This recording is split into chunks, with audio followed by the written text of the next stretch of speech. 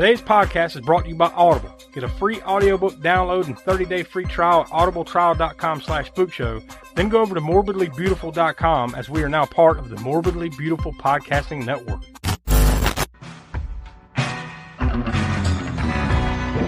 alive! It's alive! It's alive! You'll too!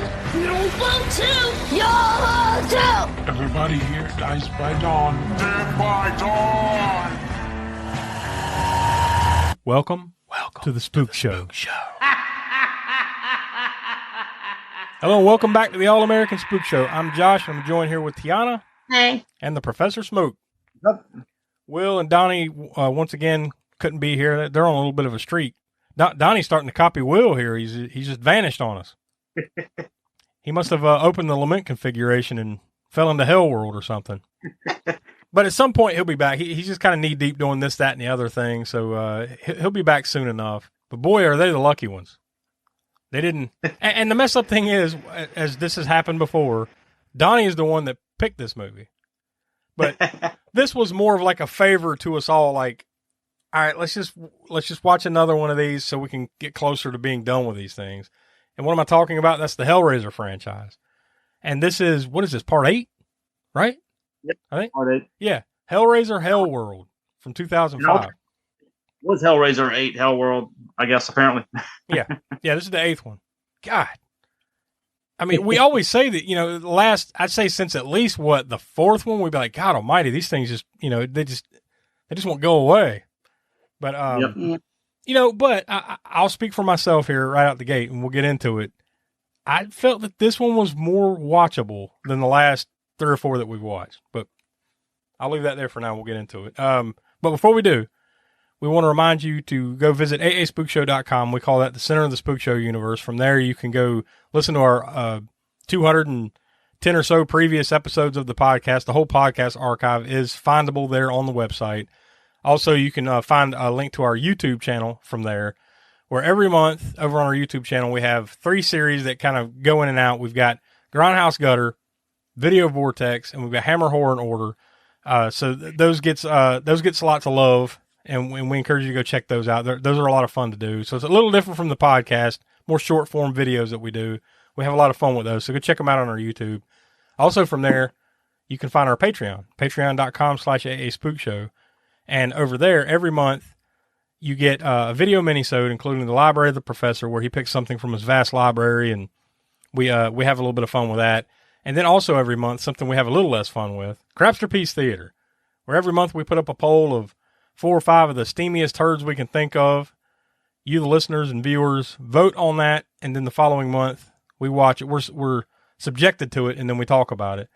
But you can only listen to that by becoming a patron over at patreon.com/AASpookShow. So I guess without any further build-up, we'll go ahead and toss the trailer for Hellraiser Hellworld.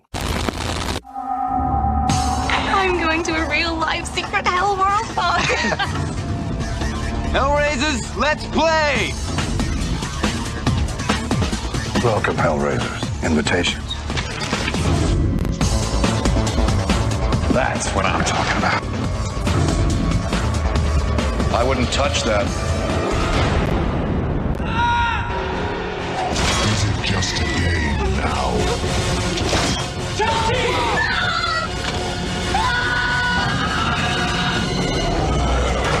It's not real! If you need anything, just scream.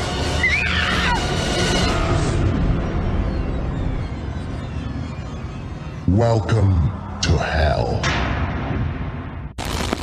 All right, so that's the trailer for that. Now, before we get into our, history with it, initial thoughts, and all that type of stuff, there is one announcement that we wanted to make here towards the top of the show, and that is what our big summer event's going to be. If you've been a listener of the Spook Show for a while, you know that every summer we pick kind of a subject and we have a big summer event. So in the past, we've done the Summer of the Wolf, where we did nothing but werewolf movies all summer.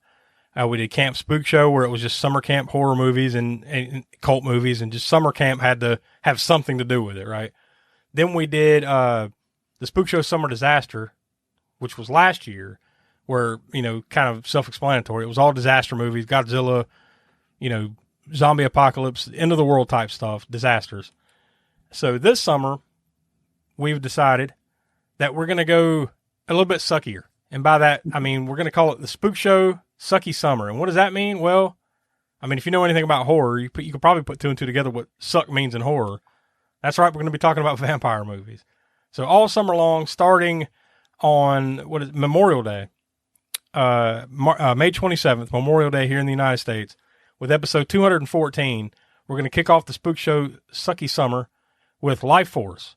So it's going to be a cannon fodder that's actually going to get this thing kicked off. So I think this is going to be a lot of fun. And this will cross over into Video Vortex and Grindhouse Gutter over on our YouTube series. Now, it can't cross over into Hammer, Horror, and Order because, that literally by definition, we're watching those in kind of chronological order in which they came out. So unless it just so happens to be a vampire movie that Hammer put out that fell in order, which I believe we've kind of looked ahead and it won't fall that way. Like we won't do another vampire Hammer flick until like later this year. So we're not lucky enough to have it actually fall during this summer, but we have done a couple of vampire movies already on Hammer, Horror, and Order. So if you want to go back and check the playlist out there on the YouTube channel, you'll see those like Dracula and I think Brides of Dracula, right? So, and there's tons more of those to come later on down the line. They just won't be part of the Sucky Summer. So yeah, what do you think, Smoke? Yeah, I'm looking forward to it. I think,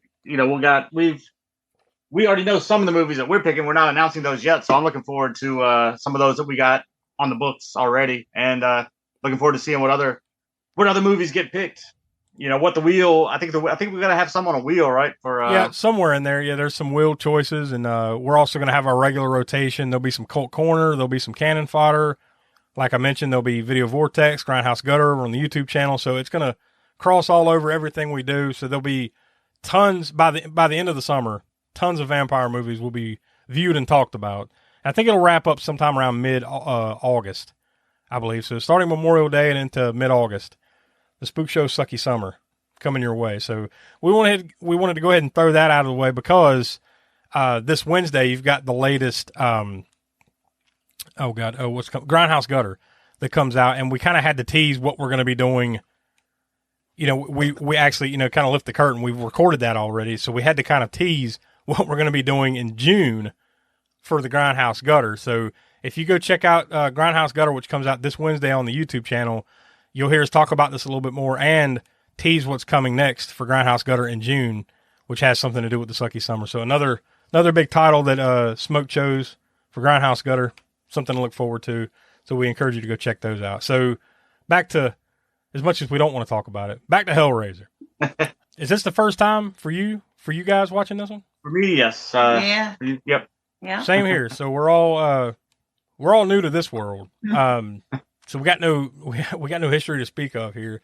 And I have a feeling it's probably going to kind of be that way for the next couple, right? Because I think there's at least 2 more without looking at the full list, and then that new one that came out a couple years ago, right? I forget. Well, I know I've seen all 3 of those. Tiana's seen all of the newer, the ones after this. I've seen one of them, I believe, right? Yeah, because, I'm looking at it now. I've got it pulled up. There's 3 more. Thank God. There's only 3 more. Hopefully there won't be any more by the time we fucking finish this thing up. But God knows, since we're about to go into the Sucky Summer, it might prolong this enough to where there's another one that will come out, at the end of the year or next year or something like that. And that's about right. But this was part 8. There's part 9, Hellraiser Revelations, which came out in 2011.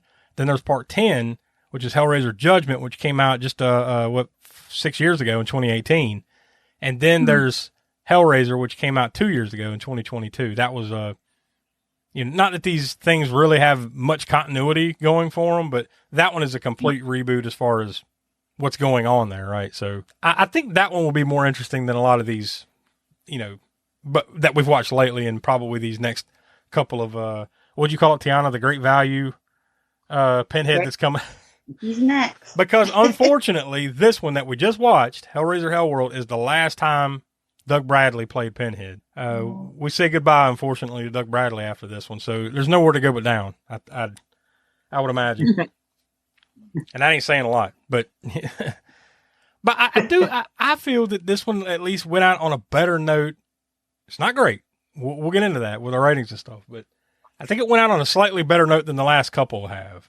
We'll see what y'all think about that. It'll be interesting too one of these days to get. I know Will probably never will watch this. He's like a couple of these damn movies behind anyways. He's the lucky one, but maybe one day we'll get Donnie's 2 cents on it and see what see what he has to say about it. But this one actually, remember when we talked about Hellraiser Deader, a handful of episodes back when we did that one fairly more recently.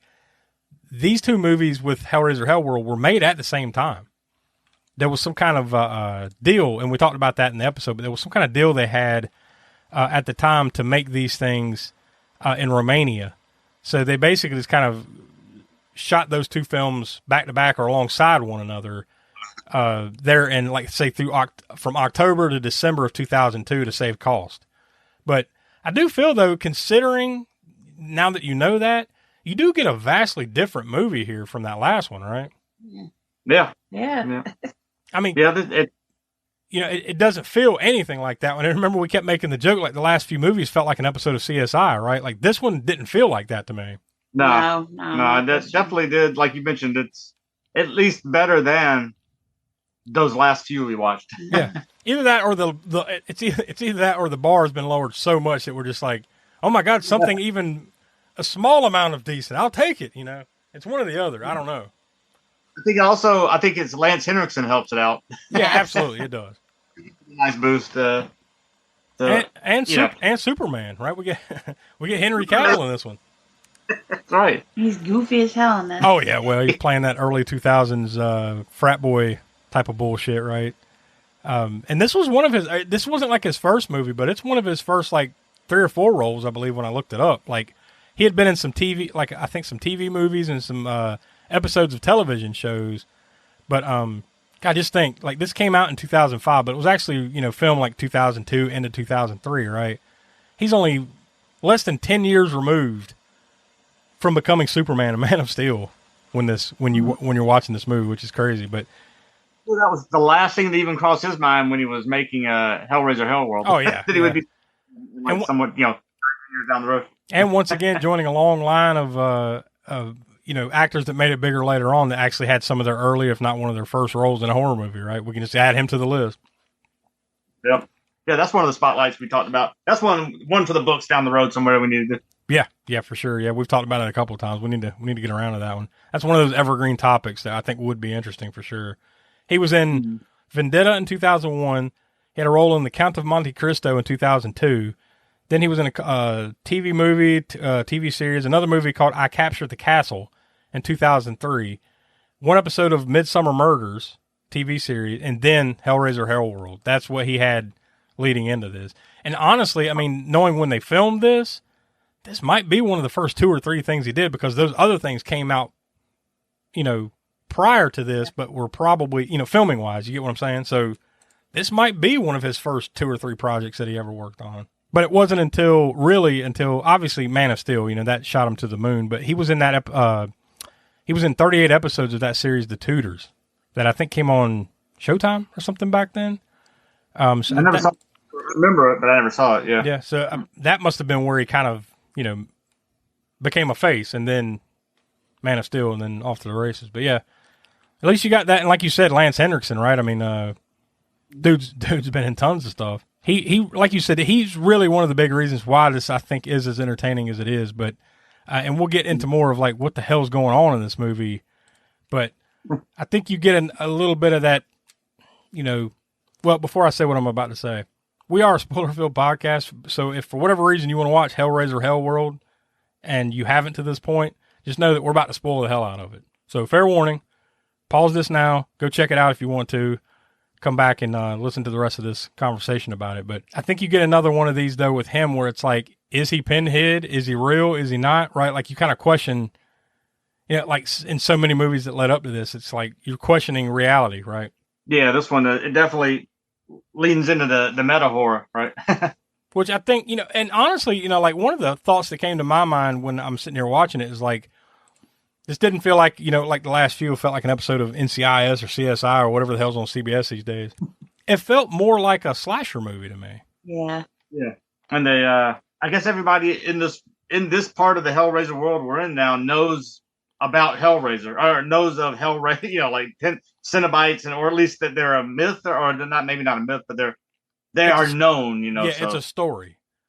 I guess And they all stories. view it like it's a video game, right? So I guess they would look at it like it's this it's this popular, maybe not video game necessarily. They kind of frame it like it's a PC game kind of thing, but like one of those massive online player games or whatever. Yeah. So I guess the mythology of Pinhead, because there's a lot of terms they throw out there, right? Leviathan, Pinhead, or the Cenobites, I think that's thrown out there at some point. And, you know, some of the stuff that we've learned watching this franchise, they throw those terms out at you in this movie. And of course the lament configuration is a big part of it and everything. But I'll give them this based, you know, upon what we've watched up to this point. This one's a little bit more unique, not great, a little bit more unique. And that, at least they tried to freshen it up a little bit, right? Yeah, at least it does. At least for Doug Bradley's last one, it goes out with a little bit more of a, if not a bang, not a whimper. Yeah.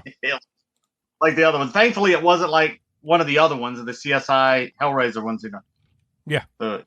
He did liven it up a little bit, at least for his send off into the final the final Hellraiser movie. And now, of course, this one's written by a completely different person, although it's written by one of the dudes that wrote Hellraiser Hellseeker, which was part 6. But part 6, 7, and 8, Hellseeker, Deader, and now this one, Hellworld, were all directed by Rick Boda. So that's interesting that, at least from his perspective, that like he was able to, maybe the last two weren't all that great, but like he was able to kind of redeem himself a little bit here with this one, I think, and also take things in a slightly different direction than he had the first two, you know, the last two that he had just directed, right? But it also, I guess it just kind of goes to show you where they just had no idea what to do with the Hellraiser franchise anymore, like where to go with it or whatever. I mean, like I said, at least this one does liven it up a little bit from the last ones, but you know, I guess there's only so much you can do with the concept of the Cenobites and Pinhead that then you just repeat yourself over and over and over again. I mean, by 2005, they had long gone past the point of no return with this franchise, in my opinion. Like, the balloon was off the rose a long time ago. They needed to stop, you know? And honestly, let's be honest, like, they haven't freshened it up that much yet, so they probably just need to cool off for, you know, maybe they need to let it die for a while, and then, I don't know. It's almost a little bit like, if you think about it, like the recent stuff we've got from Halloween. It was like we were kind of starving for it for a while there, and then we got that new trilogy, and it's like, all right, that's enough. Just stop, you know. Yeah.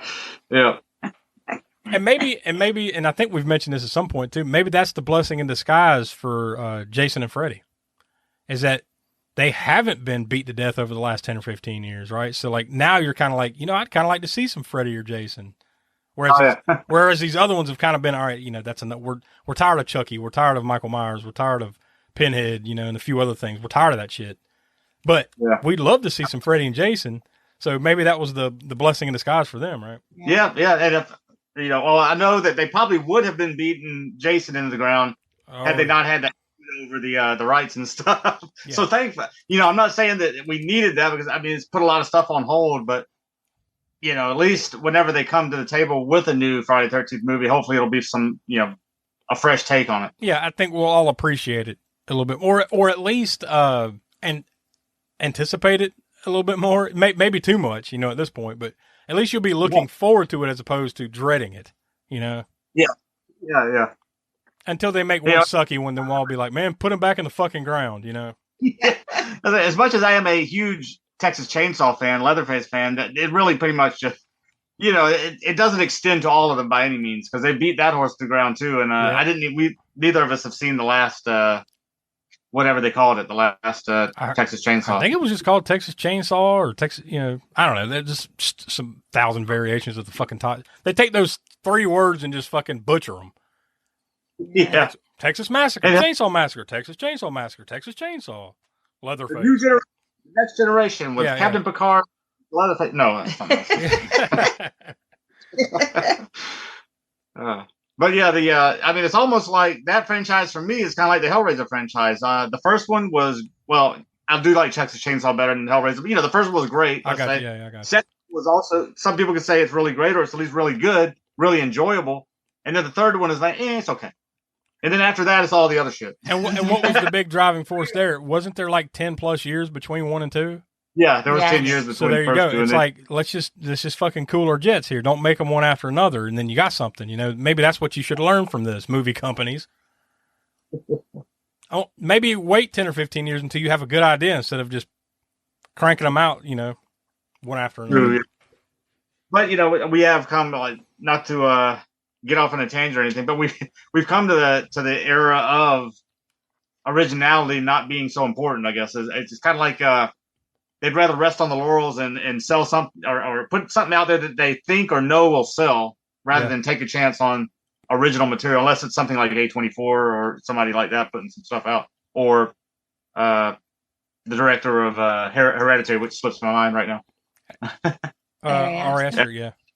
Or Robert Eggers or somebody like that. Pushing the envelope on originality when it comes to horror, or not even straightforward horror, just adding elements into things that are, not even really horror, but it's got horror elements in it or whatever. So I don't know. I just think that there's too much of the sequel. It's still the sequelitis and the remake and the rebranding or reimagining or whatever, there's a lot of that still going on, but not taking as many chances as they used to take in prior years, I guess. And the funny thing is we're all kind of victims of doing this shit to ourselves, because like you see, even if you see an original horror movie, when you come out of that, and this is just the nature of horror, I think a lot of times there'll be something left at the end of a movie that's like, there's a hook to bring it back, right? Almost every horror movie, there's always something where, after you watch that movie, you're like, maybe that, fill in the blank could come back and there could be another one. And now we fell right back in the other fucking trap again. Here we go, Yeah. We're all waiting for the next horror icon. And then when you get it, you're just like, I don't want this shit anymore. Where's all the original shit, Well, I think we all do it in our own ways. Yeah. They got to feed the beast somehow. And why Hellraiser Hellworld was made to feed the beast, I don't know. Because I don't know what beast this is feeding.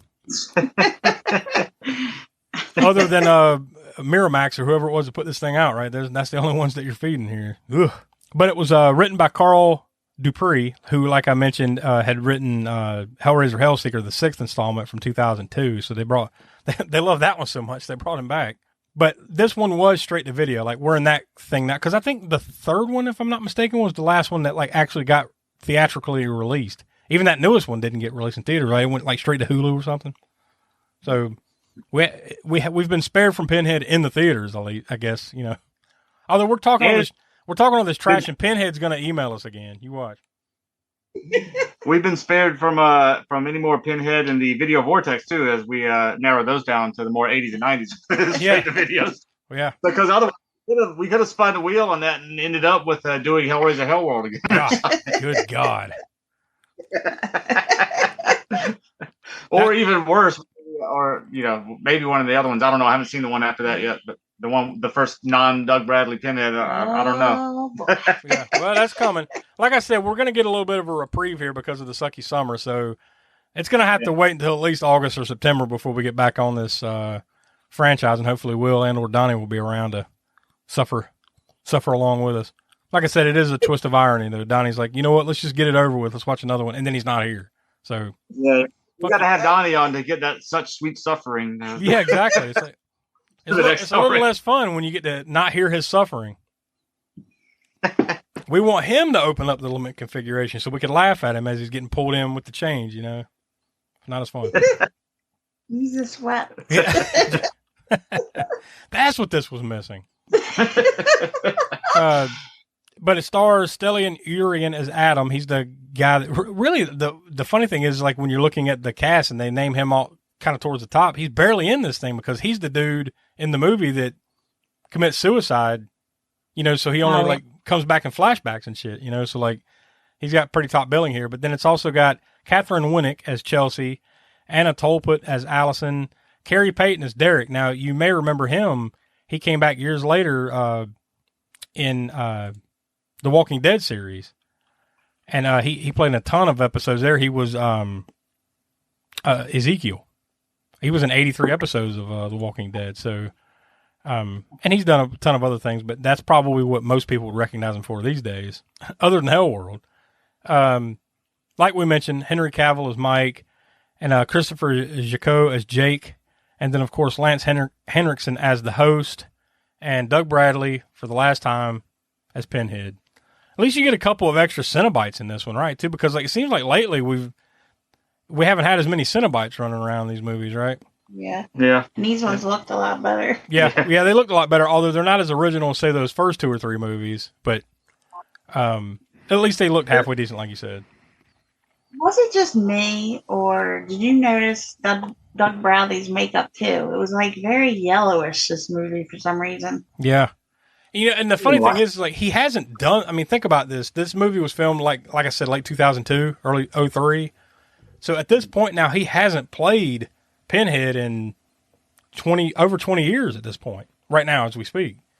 Which, you know, so like, it's probably better that obviously he did go away, because, you know, you could start to tell his age, I think, by this. Yeah. I mean, but what are we from the first one now? Even with this, right? The first one came out in 1987, so now you're, 15 years of him playing Pinhead, roughly, a little bit more? Yeah. Yeah, about 17 years by this point he had played Pinhead, so I guess maybe that's part of, like, you know, he's starting to show his age a little bit. I don't know. Either that or it's just crappy makeup. It's one or the other.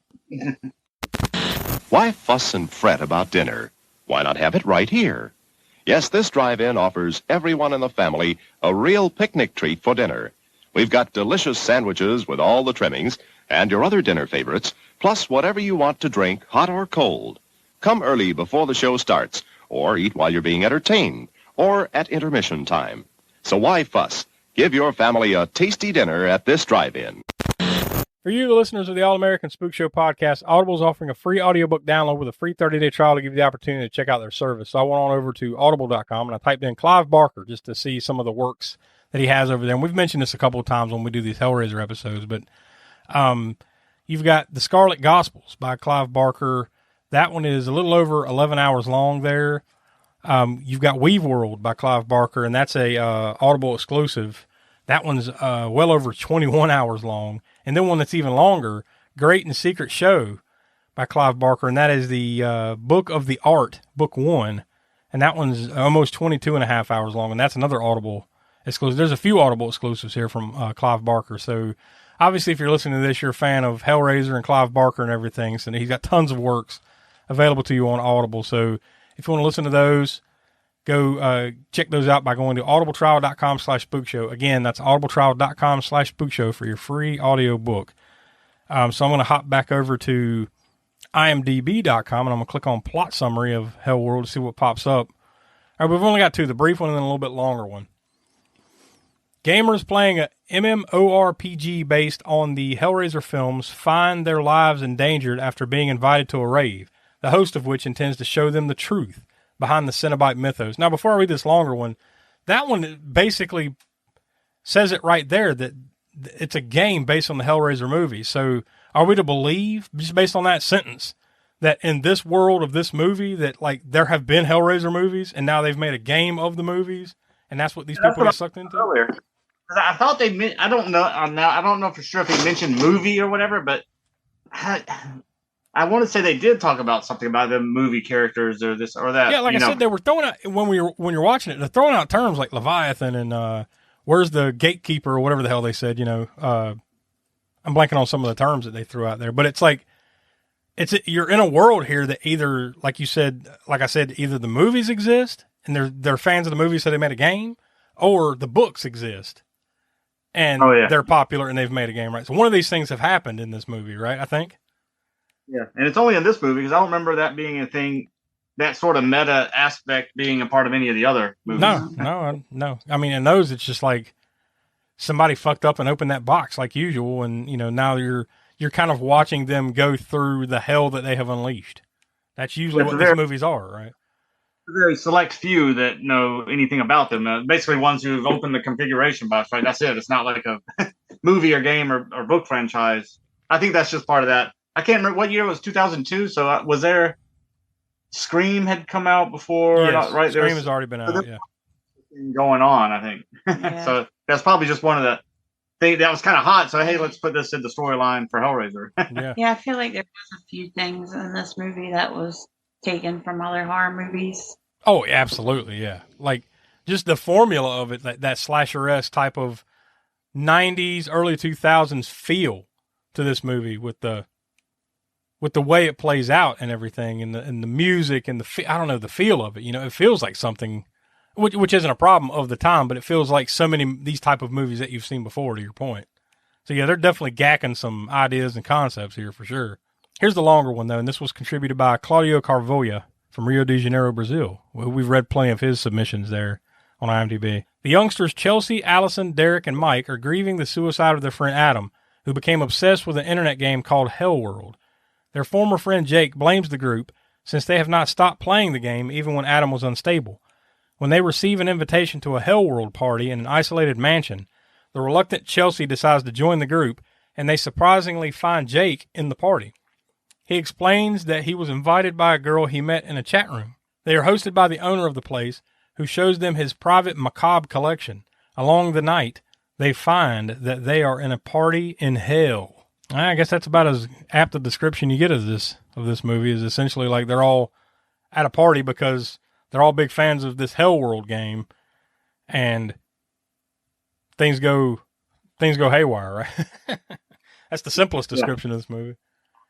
Yep. I gotta say though, like the little bit, you would think like if you're gonna base this movie on the fact that there's this game that everybody loves playing, wouldn't you take some time to make the game look worth a shit?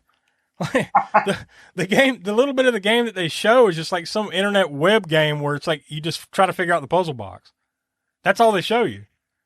Yeah. Like, this looks like a horrible game. Riveting game, I don't think. But like you'd think you'd at least try to fake one of those massive online player, role playing game kind of, which is what it's supposed to be. Try to fake it in some way, animate it. I don't know, but like this is like a horrible. It looks like an old late '90s website that you would go to, and there's a splash page there's a cube, and then you got to do some stuff on the screen to unlock the cube, and then hey, you're in. That's it. I love the exclusive invite too. That's what it is. Like, how do I get this invitation to Hellworld, this party? Oh, you gotta unlock the box on the screen. Okay, well, let me get my invitation, and they quickly do it, and then how do you would think there'd be some more exclusive way to do this, other than just print it out.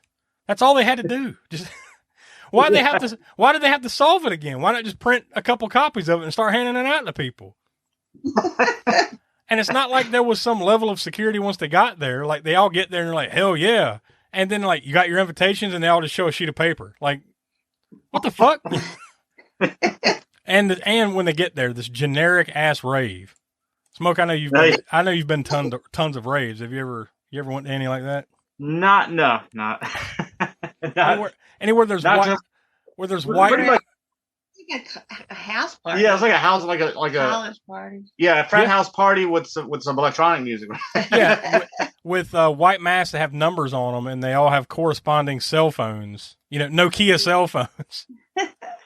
Yeah. There's a spotlight there. Is how many raves have there been in horror movies? There was like Freddy versus Jason had one in the cornfield, right? Yeah.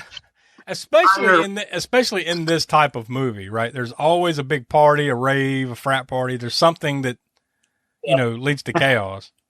Yeah, it becomes like a, what do you call it? Like a MacGuffin? Whatever that name is to long. But it takes a little bit, because I think you're like a solid, like 20, 30 minutes or so into the movie until you finally get some action.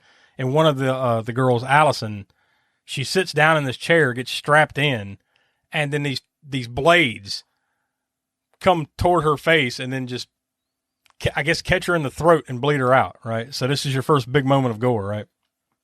That reminds you of? It reminds me of Saw, which, think of the timing of this. Now, this was filmed in 2002, 03, written probably around the same time, obviously before that, it's probably written around 2001, 2002. Saw came out in 2004. I think the first Saw movie. So the release of this actually came out after the first one or two Saw movies, give or take. I don't have all the dates in front of me, but this was written and done well before the first Saw. So it's the chicken or the egg. Which one came first? Do we dare live in a world where James Wan and all them copied Hellworld to make Saw? Is this possible? Well, yeah, that and the fact that James Wan himself was influenced by like Giallo films. Yeah. So it's like Giallo, Hellraiser made Saw. And it's not like this is some groundbreaking, storytelling devices and stuff, but It is. It might be a little fishy to those who want to dwell on such things that you never know. It's close enough, right? Yep. I seriously doubt it, but hey, you never know. But at least you get a little bit of. At least we finally get some action and get some gore going here with this one. So I thought it was pretty well done.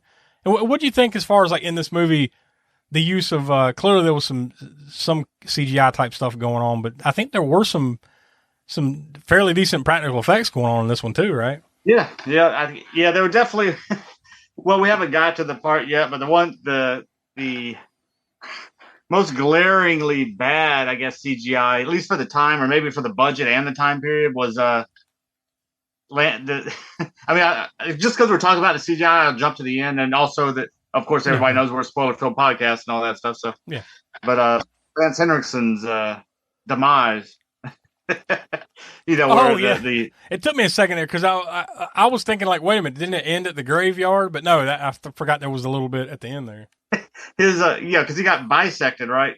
Yeah, sort of cutting. It's just really bad CG of his insides or whatever. That's a thing. Practical effect. I mean, it would have been much better. But if you think about it too, wasn't that a thing around that time because of the Final Destination movies and shit, where somebody would get cut in half or their head would get chopped, and then they just kind of stand there uh-oh, and then their head would slide off. Yeah, that definitely was a thing.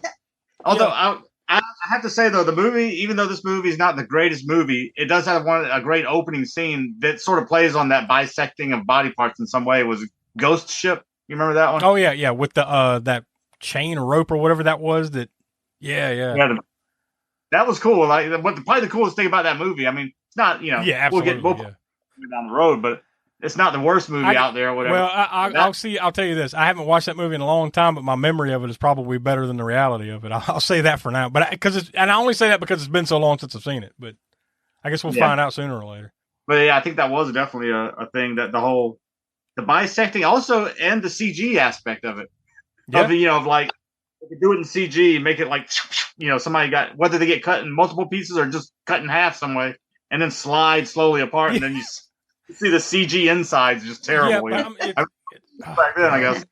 It's always so bad, but it's that cartoon, it's that Looney Tunes cartoon bullshit where they run out on a cliff and then stand in the air when they look down and realize they're standing in air and then fall. It's like that, except cut in half.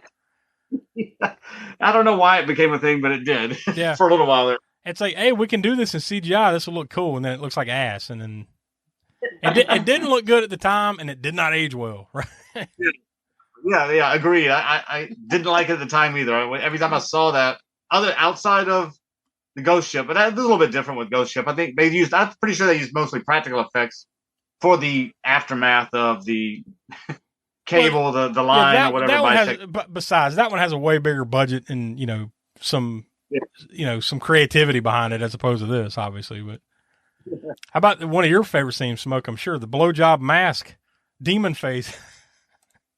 Henry Cavill's character is just straight up, just we're watching him get a blowjob, and he was. Well, I was like, what the? That was hilarious. Just first of all, just that scene itself was pretty funny, but knowing Cavill now versus makes it even funnier. I'm surprised there's not some memes and shit of when Superman was and he was playing Superman and shit of bringing this movie back out of the dustbin. And then what was that one-liner thing he said while that was going on? He said something about, because it was the girlfriend on the other line that kind of, this was it. It just came to mind that blew him off. He said that. He says, you shouldn't have blown me off, I guess, or something like that, as he's getting head. I love the mask though, when he's just yeah, that's right, and she's giving him a BJ, and then the CG, that crappy CGI, right? It just turns into for a brief second there, it almost looks like the mask from Demons. Oh yeah. Except animated and shitty, but for a brief second, and he's just but then he's fuck it, just keep going, I don't know, man. I might have to take off running if I see the fucking mask turn into a demon, but whatever. Then a little bit after that, Pinhead. Well, I guess it comes. You find out later on whether what the hell's going on here. But Pinhead decapitates Derek, He's the guy chasing around God, he's an asthmatic or whatever, so he's got the breathing gimmick. You know, I'm blanking what they call those things. He's chasing around. The inhaler? Yeah, inhaler. That's it. And he's laying on a table like, oh, thank God I got my inhaler. And then Pinhead just comes along with like, what is that? Like a fucking mortician's axe cleaver? I don't even know what you'd call it. And cuts his head clean off. So at least you get another decent kill here, right? You know, you're stacking them up now at this point. Well, yeah, at least they upped the gore ante of this a little bit. Even if some of it was CG. Now, I guess some of this is explained a little bit more later in the movie, but what did you think of that scene where Chelsea calls the cops and she's in the upstairs window and the cops can't see her? Or is it explained? I don't know. I'm just thinking about it again. Like, I guess, hold on. Now, maybe we need to just explain the way this movie ends so we can go back and maybe make sense of some of this shit. The way this movie ends is essentially all these people, the guy that's the host, right? Because they never name him. I think even in the credits, he's just credited as host. Lance Henriksen, his character. He invites all these people. I guess he's the one that got this Hellworld party together. Invites them all, and essentially it turns out he's getting revenge because his son was Adam, their friend, who committed suicide playing the game because I guess he feels they didn't help him.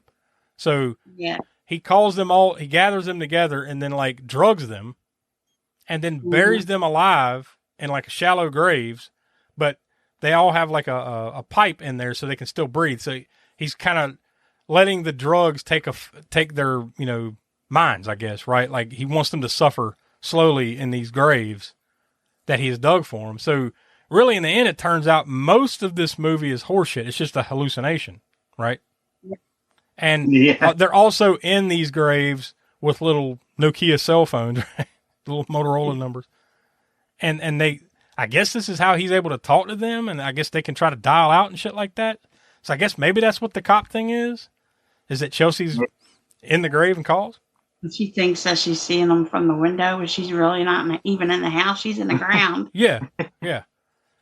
So, like, boy, these are some powerful drugs, huh?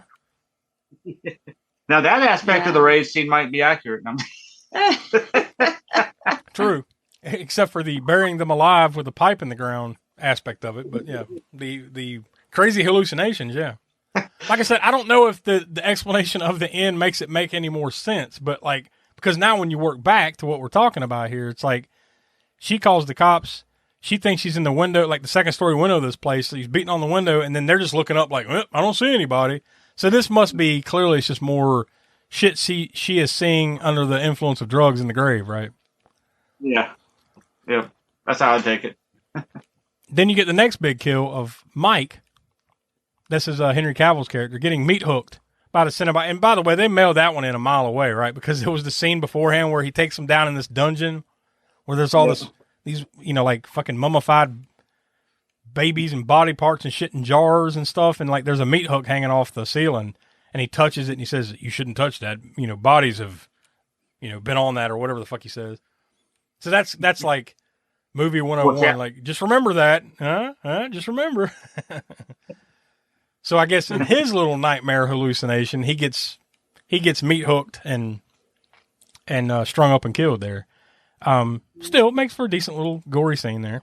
Pinhead, a little bit later on, when I guess another cop is out, when Chelsea gets loose and she's running through the woods and another cop shows up, I'll help.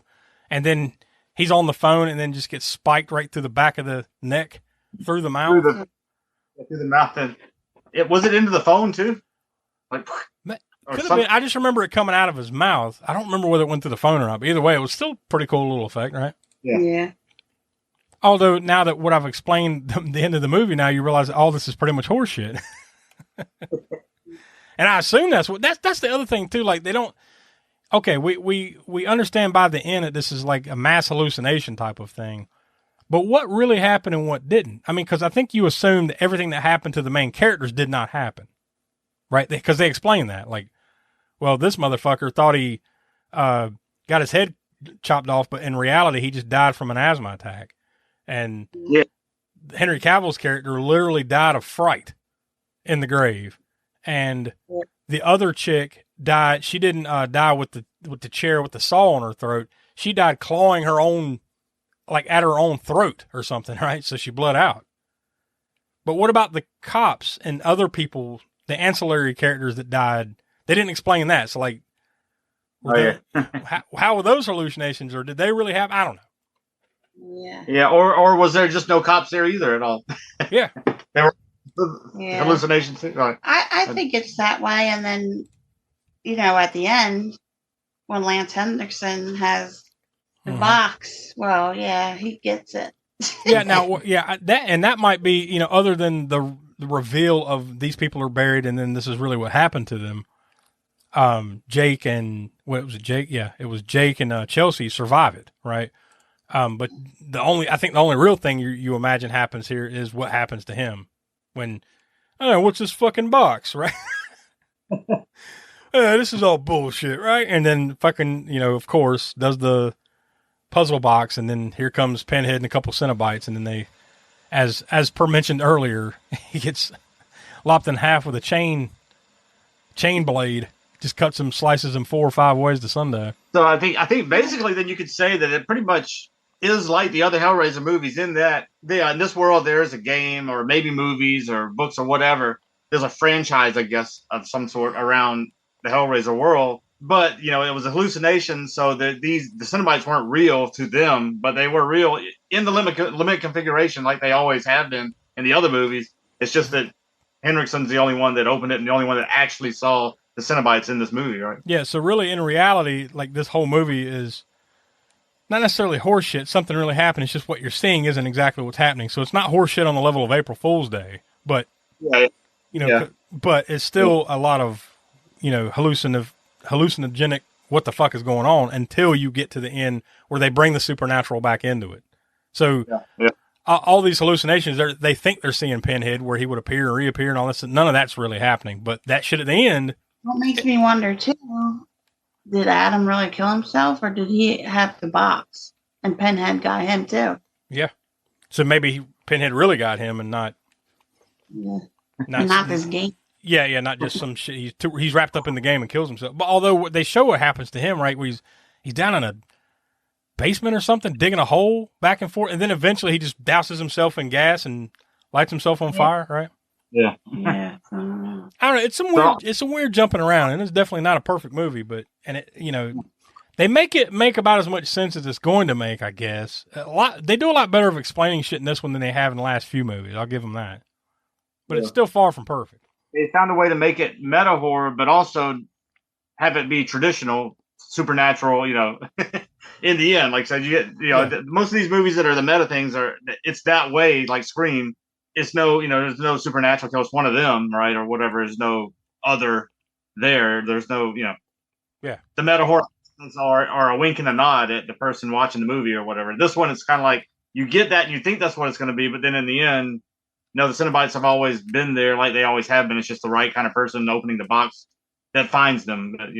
But like you said, the rest of the movie is kind of horseshit before that because they're just hallucinating, thinking they're seeing the Cenobites. So I mean, in a way, try to have their cake and eat it too with the touching on the meta horror stuff, but still having it be the traditional supernatural Cenobites. But I do believe that in the end, even though you're kind of watching just a mass hallucination type of thing, the true end of these people is just as much, if not more, fucked up than the Pinhead version of them dying. Right? Like they really died in some fucked up ways, buried in a shallow grave. Yeah, it's interesting, more interesting than the last few movies. So I'll give them that.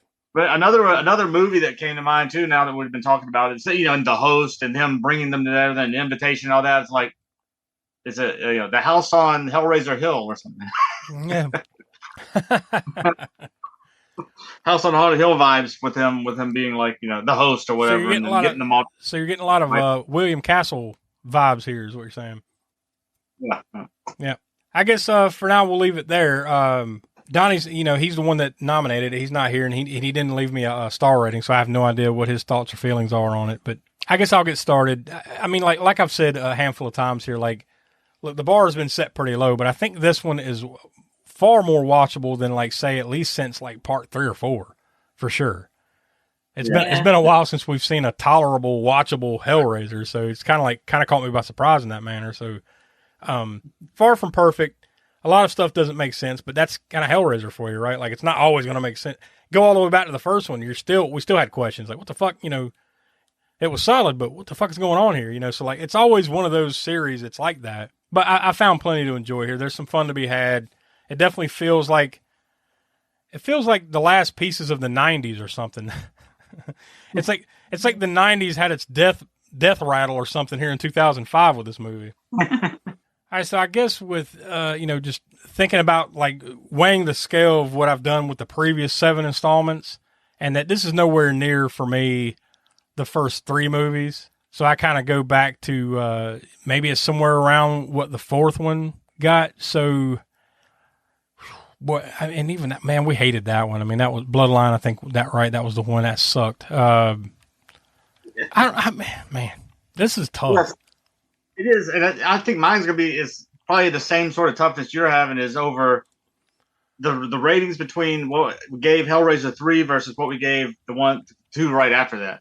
Yeah, because I like Hellraiser 3 more than this one. Yeah, absolutely. But also quite a bit more than those 2 that came after Hellraiser 3. Yeah, I think, like, and this is an indictment on, say, 2 and 3, but because I gave 3, Smoke, you and I both gave 3, Hellraiser 3 way back in episode 109, 2.25 stars. So I'm not going to go that high. I'm going to go slightly below that, and I'm going to give this 1 3/4.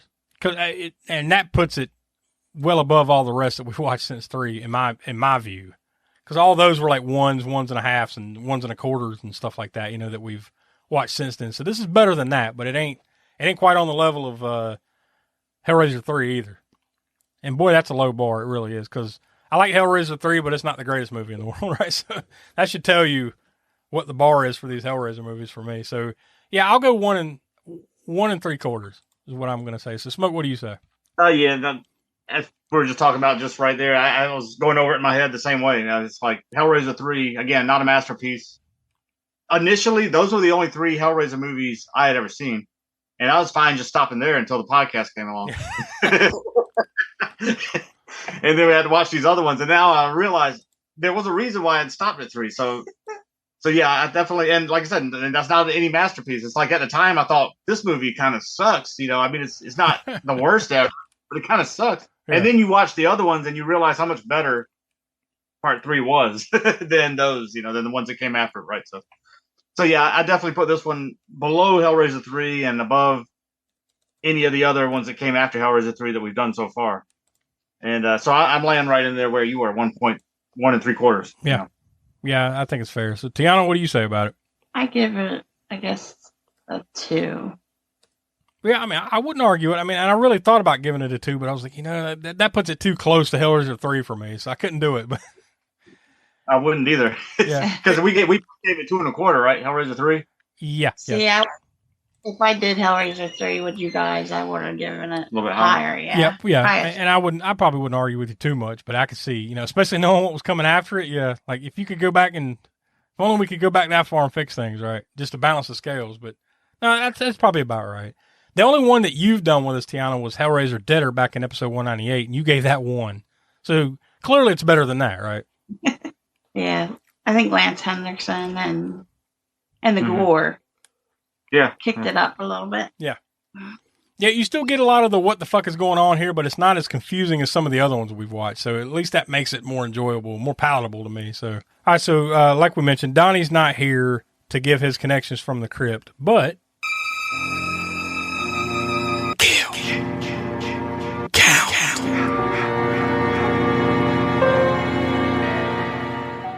I came up with 5. Yeah, and if you think about it, like there's a lot of gore in this movie, but it's not a high body count type of movie. I mean, what you see, it's pretty good, but it's not like a bunch, right?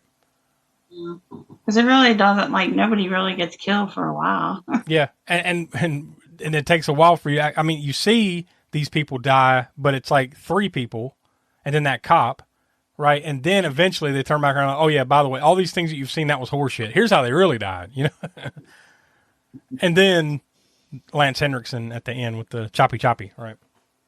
Yeah. So that's about right with 5. So that naturally leads us to let's talk about the kill reel. Highlight kill.